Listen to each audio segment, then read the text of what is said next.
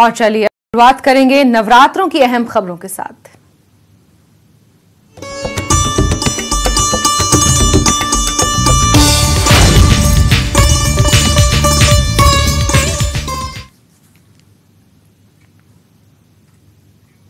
चैत्र नवरात्रि के छठे दिन मां दुर्गा की छठी शक्ति मां कात्यायनी को समर्पित है। ऋषि कात्यायन की पुत्री होने के कारण इनका नाम कात्यायनी रखा गया। मां कात्यायनी की पूजा विवाह संबंधित मामलों के लिए अचूक मानी जाती है। मान्यता है कि इनकी कृपा से मनचाहा वर और प्रेम विवाह की सभी अड़चनें दूर हो जाती हैं। ये ब्रज मंडल की अधिष्ठात्री देवी हैं। कहते हैं देवी कात्यायनी जिस पर प्रसन्न हो जाएं उसे अर्थ, धर्म, काम और मोक्ष की प्राप्ति होती है।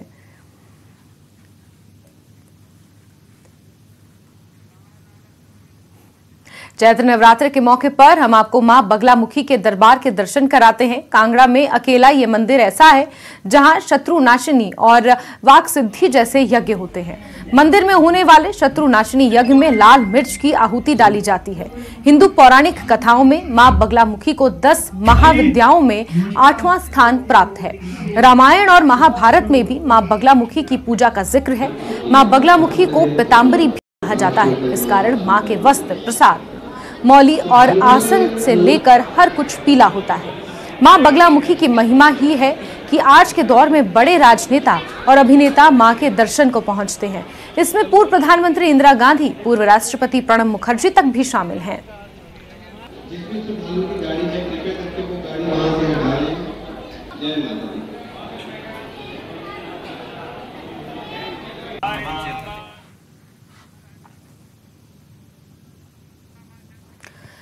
वहीं नवरात्र में देश विदेश से बड़ी संख्या में श्रद्धालु प्रसिद्ध शक्तिपीठ चिंतपूर्णी के दर्शन करने के लिए भी पहुंचते हैं। श्रद्धालुओं की माने तो माता चिंतपूर्णी अपने भक्तों की सभी चिंताएं दूर करती हैं और उनकी सभी मनोकामनाओं को भी पूरा करती है। पौराणिक मान्यताओं के अनुसार भगवान शिव छिन्नमस्तिका देवी की रक्षा चारों दिशाओं से करते हैं। पूर्व में कालेश्वर महादेव, पश्चिम में नारायण महादेव, उत्तर में मुचकुंद महादेव और दक्षिण में शिव बारी हैं। ये सभी मंदिर चिंतपूर्णी माता से बराबर की दूरी पर स्थित हैं। चिंतपूर्णी देवी छिन्नमस्तिका का निवास स्थान भी यही है। चैत्र नवरात्रों में चिंतपूर्णी में इन दिनों भव्य मेला भी चल रहा है।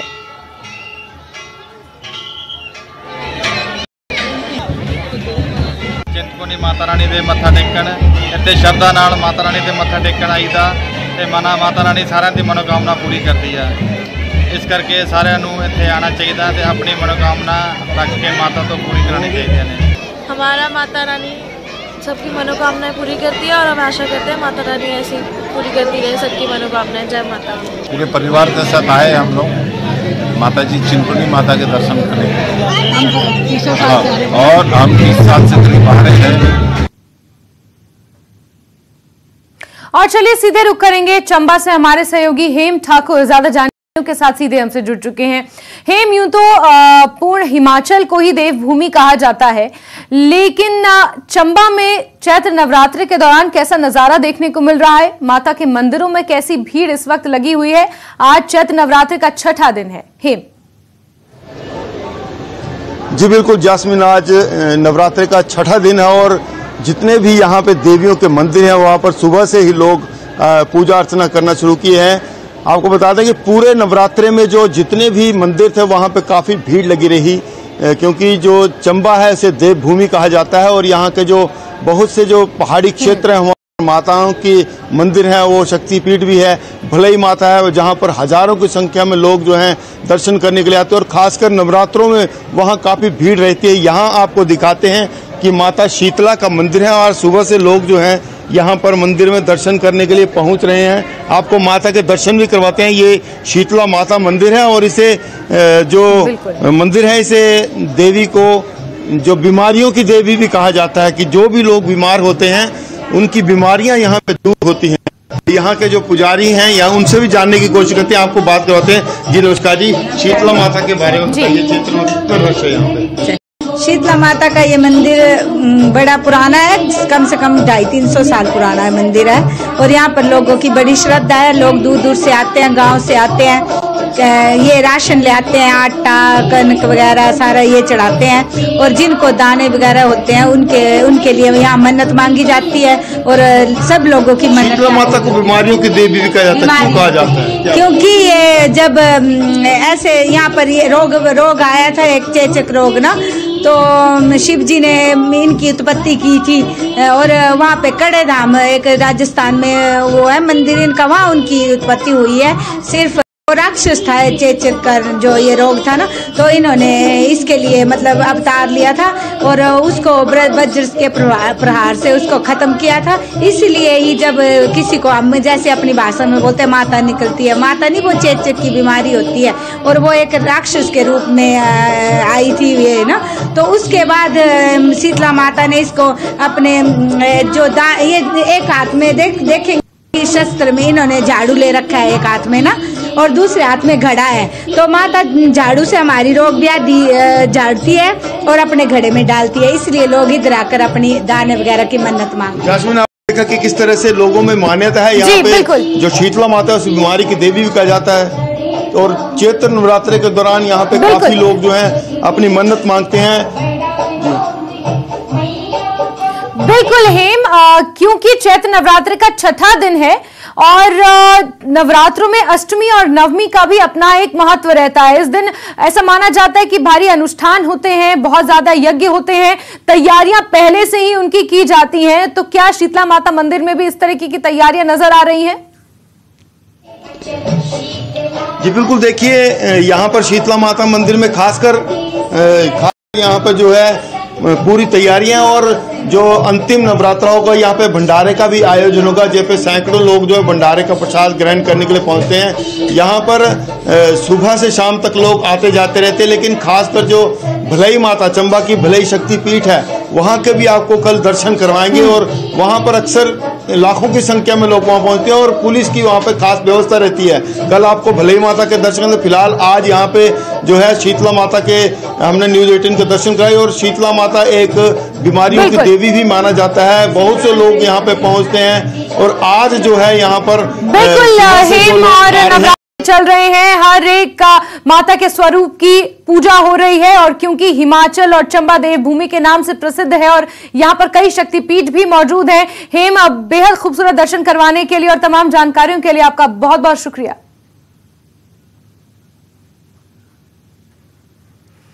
और खबर बिलासपुर से है, जहां शक्तिपीठ श्री नैना देवी मंदिर में नवरात्रि पर श्रद्धालुओं की भारी संख्या में भीड़ उमड़ी है। वहीं पश्चिम बंगाल की लोकसभा सदस्य लॉकेट चटर्जी ने भी माता के दर्शन कर विधिवत पूजा अर्चना की। इस दौरान सांसद लॉकेट चटर्जी ने माता का ये दरबार बहुत ही अद्भुत और रमणीक है, ये बयान दिया। यहाँ पर नवरात्रि पूजन करने से सभी मनोकामनाएं पूर्ण होती हैं।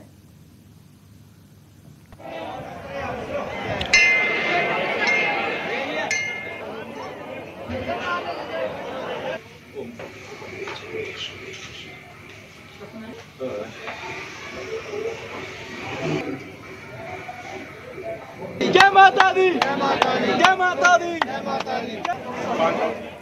वहीं मनाली में आराध्य देवी माता हिडिंबा और दुर्गा माता मंदिर में लोग दूर दूर से माता के दर्शन करने के लिए पहुंच रहे हैं, माता से सुख समृद्धि का आशीर्वाद प्राप्त कर रहे हैं। वहीं मंदिर के पुजारियों ने बताया कि चैत्र नवरात्र माता दुर्गा के 9 रूपों की पूजा होती है। लोग सुबह से माता के दर्शनों के लिए मंदिर में पहुंच रहे हैं।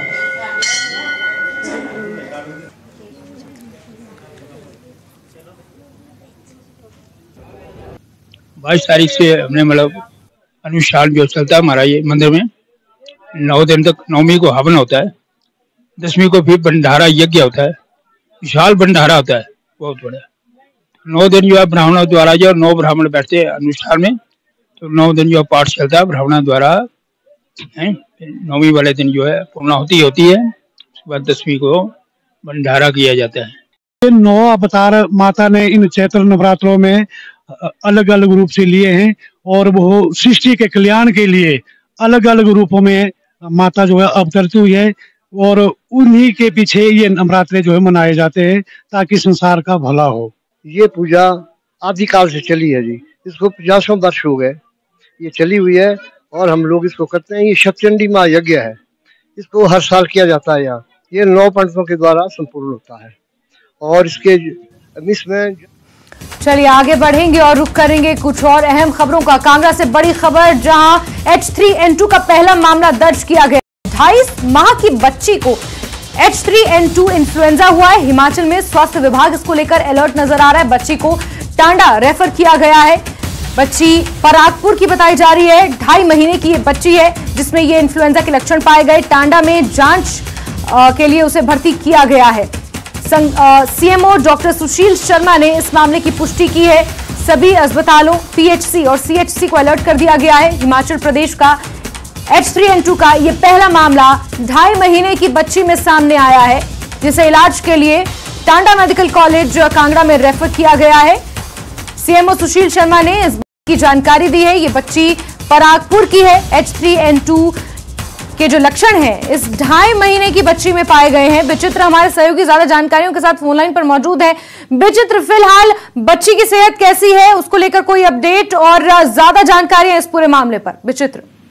हाँ, देखिए जैस्मिन, सबसे पहले तो हम ये बता देना चाहते हैं कि इसमें कोई दो राय नहीं कि ये मामला जो है वो हिमाचल प्रदेश में अपने आप का एक पहला मामला है जो ये टांडा मेडिकल कॉलेज में जो है डायग्नोज किया गया है।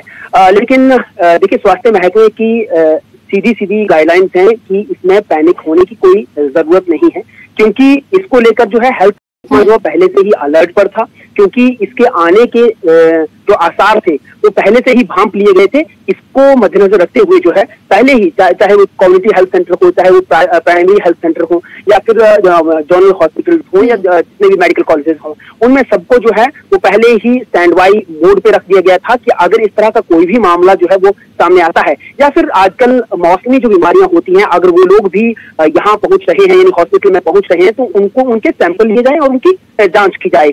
तो ऐसे में जो है ये भी जो मामला सामने आया है, देखिए जैस्मिन में ये जो 2.5 महीने की बच्ची का मामला सामने आया, ये भी जो है एक किसी आम बीमारी को लेकर जो है ये लोग परिजन टांडा मेडिकल कॉलेज में गए थे। तो जब सैंपल लिए गए और सैंपल में ये मामला जो है वो सामने आ गया है। लेकिन देखिए, कहीं ना कहीं सवाल ये है कि इस बच्ची की जांच होनी चाहिए और केस हिस्ट्री देखी जानी चाहिए, क्योंकि अमूमन बहुत सारे लोगों की सैंपलिंग हो नहीं रही है। मौसमी बीमारी का हवाला देते हुए जो है उनको आम तरह का डायग्नोज किया जा रहा है, आम तरह की दवाइयां दी जा रही है, उनको घर भेज दिया जा रहा है। लेकिन जांच की बहुत ज्यादा जरूरत है, क्योंकि ये एक वक्त था महामारी के तौर पर, ये इन्फ्लुएंजा जो है वो आया था और लाखों लोगों की जानें चली गई थी इसी महामारी से। उस वक्त को नहीं भूलना चाहिए। तो ऐसे में जरूरत है अलर्ट की। तो उसी को मद्देनजर रखते हुए जो हमारी बातचीत सीएमओ कांगड़ा से हुई है डॉक्टर सुशील से, उन्होंने कहा है कि देखिए इसमें डरने की बात नहीं है। अलर्ट पर पूरे के पूरे पीएचसी, सीएचसी और बाकी जनरल हॉस्पिटल्स को रख दिया है और आगे भी जो है वो सैंपलिंग ली जाएगी और देखा जाएगा कि कहीं और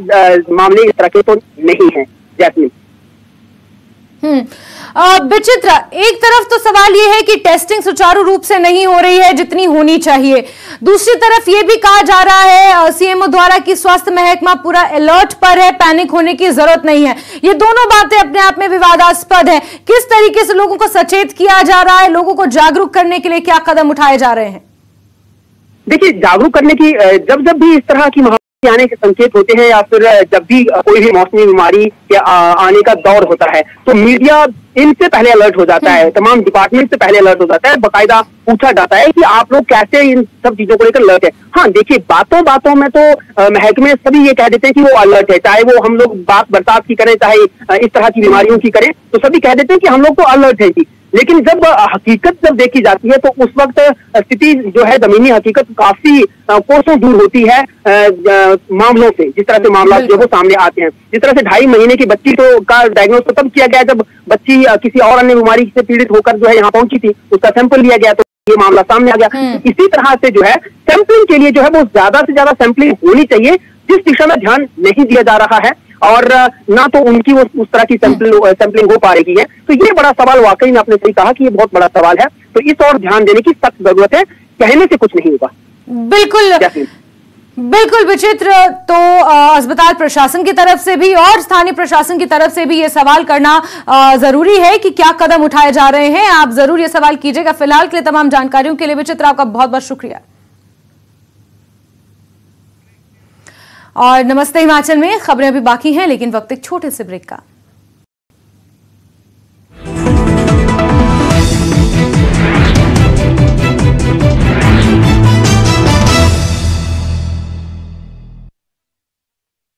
हेडलाइंस प्रेजेंटेड बाय पेट सफा आयुर्वेदिक चूर्ण, पेट सफा तो हर रोग दफा।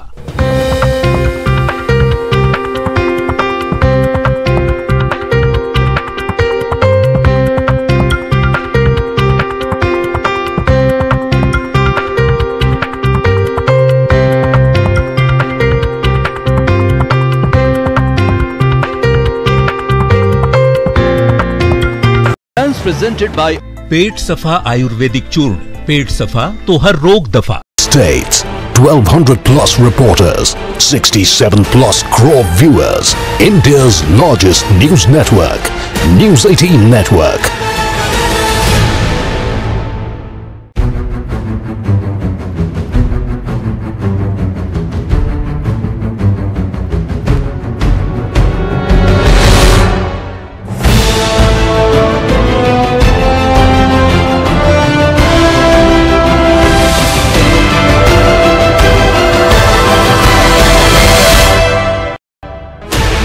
Sixteen channels, 15 languages, 26 states, 1200 plus reporters, 67 plus crore viewers, India's largest news network, News 18 Network.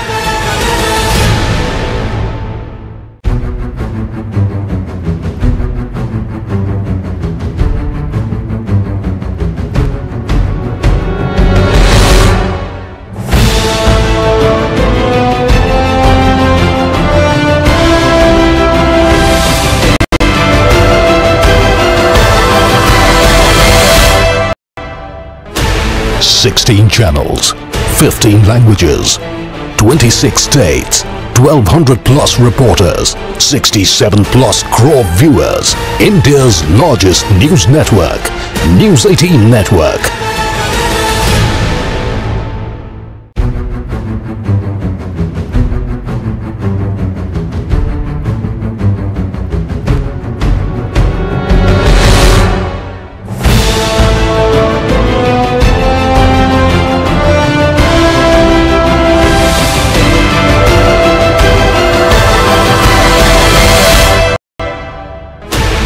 Sixteen channels, 15 languages, 26 states, 1200 plus reporters, 67 plus crore viewers, India's largest news network, News 18 Network.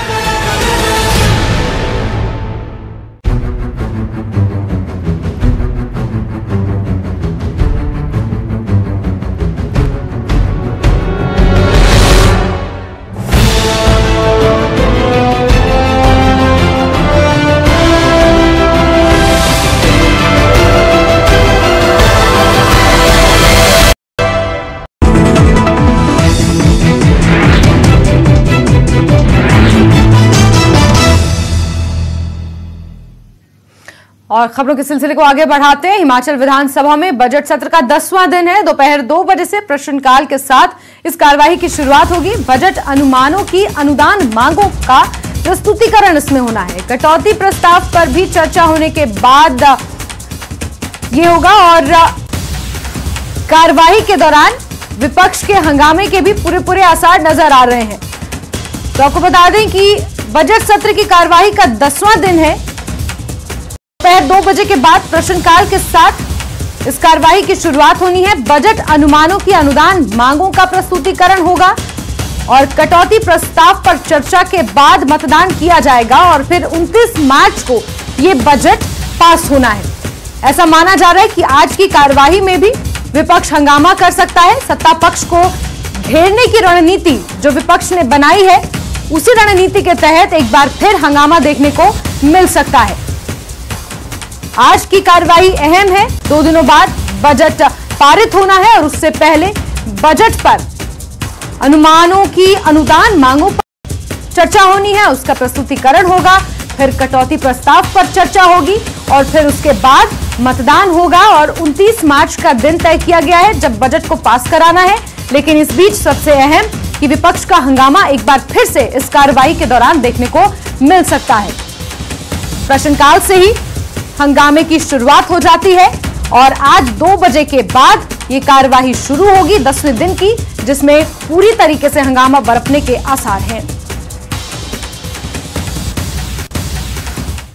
वहीं राहुल गांधी की लोकसभा सदस्यता खत्म करने के मामले में शिमला समेत पूरे प्रदेश में कांग्रेस ने संकल्प सत्याग्रह का विरोध जताया। शिमला में आयोजित सत्याग्रह में सीएम सुक्खू के साथ कई मंत्री और विधायक भी शामिल हुए। सत्याग्रह के बाद मुख्यमंत्री के नेतृत्व में रिज से लेकर लिफ्ट तक कैंडल मार्च भी निकाला गया। इस कैंडल मार्च के जरिए राहुल गांधी के लिए एकजुटता प्रदर्शित की गई, साथ ही उनकी सदस्यता को खत्म करने के फैसले का विरोध भी किया गया। मुख्यमंत्री सुक्खू ने कहा कि आज देश के लोकतंत्र की हत्या की जा रही है और राहुल गांधी लोकतंत्र बचाने की लड़ाई लड़ रहे हैं, जिसके लिए केंद्र की तानाशाह सरकार उनको साजिश के तहत प्रताड़ित कर रही है। राहुल गांधी की संसद की सदस्यता रद्द करना लोकतंत्र की हत्या के समान है।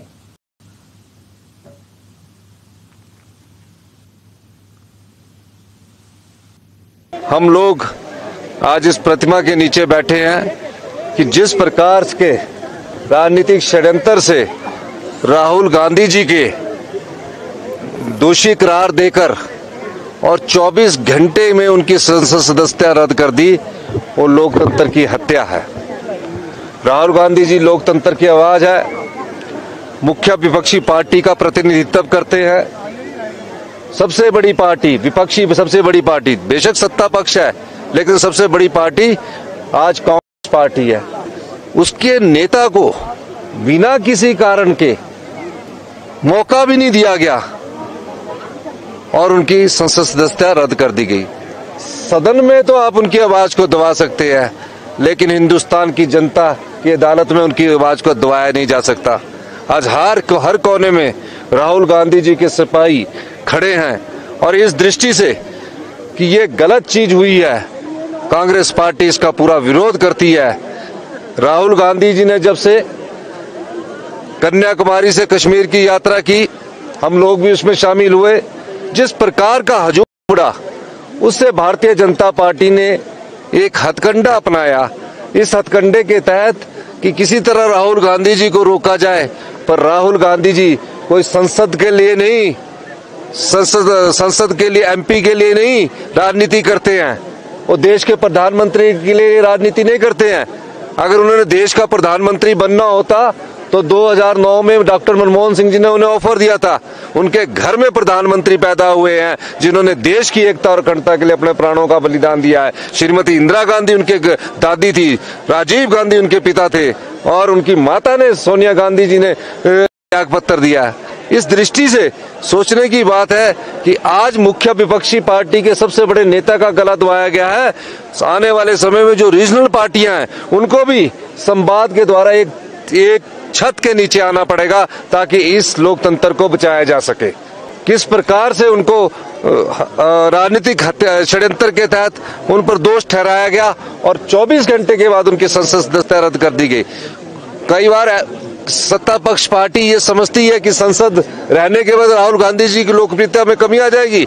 ऐसा नहीं होने वाला। पूरी कांग्रेस पार्टी उनके पीछे खड़ी है, पूरा युवा उनके पीछे खड़ा है, पूरा देश उनके पीछे खड़ा है, पूरा प्रदेश उनके पीछे खड़ा है, इस आशा के साथ कि वो आज कोई भी मुखर विरोधी किसी लोकतंत्र में है तो सिर्फ राहुल गांधी जी की आवाज है। आज लोकतंत्र की हत्या हुई है। आगे बढ़ेंगे। दुनिया के सबसे प्राचीन राज परिवार त्रिगर्त यानी आज के कांगड़ा के टीका राज ऐश्वर्य चंद कटोच का राज्याभिषेक होने जा रहा है। यह राज्याभिषेक कांगड़ा के ऐतिहासिक किले में होगा, जिसमें प्रदेश के सभी राज परिवार हिस्सा लेंगे। साथ ही उनके ननिहाल, जोधपुर और राजस्थान से भी राज परिवार के सभी वंशज हिस्सा लेंगे। रामनवमी के दिन 30 मार्च को ऐश्वर्य कटोच का राज्याभिषेक होना है। यह अभिषेक कटोच राजाओं की कुल देवी अंबिका माता के मंदिर में होगा, जो किले के अंदर ही मौजूद है। कांगड़ा के कला एवं साहित्य संरक्षक राघव गुलेरिया ने यह जानकारी दी।